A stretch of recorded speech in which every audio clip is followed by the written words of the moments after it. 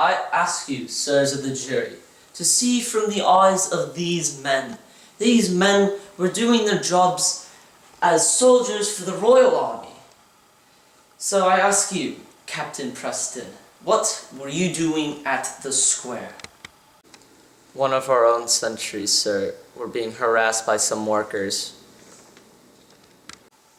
He was. So you and your team were sent out to investigate the situation?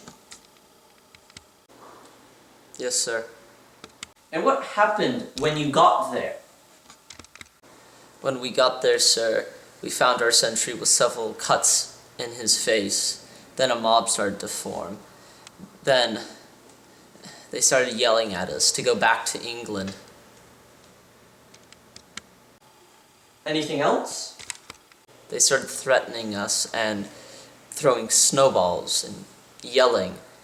So I got my men into a firing line just to scare off the mob. So did you ever tell your men to fire?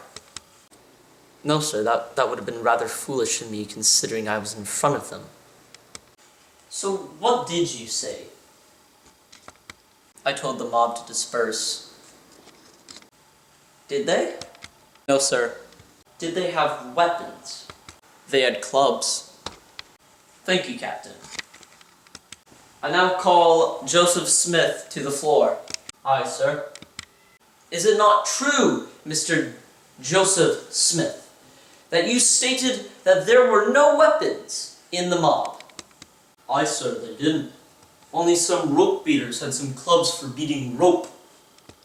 But could these clubs be used for beating rope, not be used for beating a man's head in? Aye, sir. No further questions. Now, I ask, could these guards not have feared for their lives? These guards who are accused of murder, could they not have feared for their lives? Captain Preston. Sir? And what happened after the mob started shouting? Some more people started to gather, and they all kept yelling. Some gathered behind us. They all just kept shouting, "Fire! Damn you, fire!" Fire! Damn you, fire! Could this not have been mistaken by these men who were in fear of their lives as the order to fire? Now I ask you, sirs of the jury, were these men murderers, or were they soldiers doing their job, fearing for their lives, and misheard what they thought was the order to fire?